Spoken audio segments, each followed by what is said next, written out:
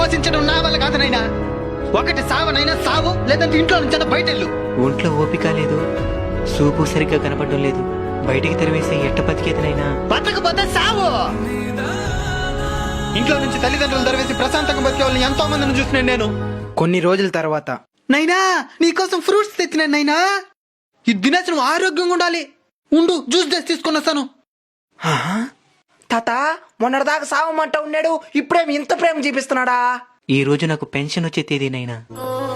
ఆ డబ్బుల కోసమే వాడు ఇవన్నీ చేస్తూ ఉన్నాడు. ఇవన్నీ తెలిసి కూడా ఎట్ట తాత వాడి మీద ఇంత ప్రేమ చూపించగలుగుతున్నావా?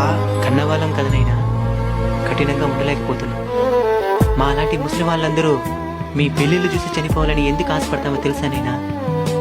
మేము సచ్చినా మిమ్మల్ని చూసుకోవడానికి ఒక తోడు ఏర్పడిందని ప్రశాంతంగా చావడానికేనైనా.